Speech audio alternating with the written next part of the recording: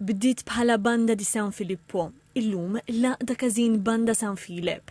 Din is-sena qed tfakkar il-175 anniversarju tagħha bil-President tal-Aqda jgħid li hemm dokumentazzjoni fl-arkivju tal-Knisja illi turi li l-banda kienet daqqet fl-1851 fil-Festa tal-Karità.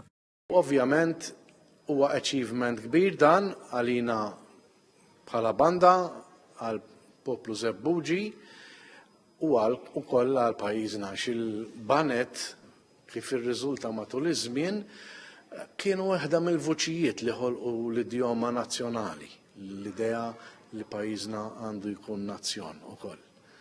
Għaliex il-Maltin għall-ewwel darba b'mod volontarju, il-volontarjat inaqdu flimkien, ħadmu flimkien, argumentaw, solvew il-problemi, mexxew lilhom infushom, talmu jaqraw il-mużika u jdoqqu strumenti relattivament ġodda għal dak iż-żmien.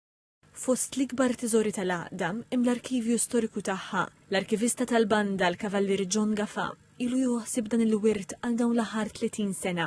Hawnhekk hawn 8625 biċċa mużika li tikkonsisti f'mużika klassika, marċi brijużi, marċi funebri, marċi militari għaliex fil-bidu tas-seklu 20 il-banet kienu jdoqqu il-marċi militari, valzi tal-għid u sintendi l-għanijiet tal-miliet.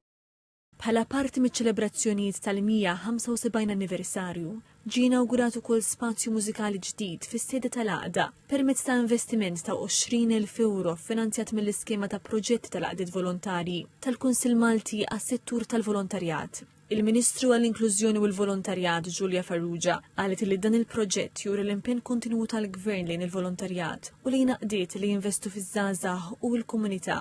L-ispazju l-ġdid ġie rinnovat biex joffri ambjent aħjar għall-istudenti tal-mużika bit-trattament akustiku, amara ġdida u spazju apposta l-istrumenti u l-materjal edukattiv. Il-banda bħalissa għandha madwar 50 bandist attiv, fil-waqt li kull sena numru ta' żgħażagħ jiggradwaw u jibqgħu jagħtu is-sem tagħhom fil-ħajja tal-Aqda.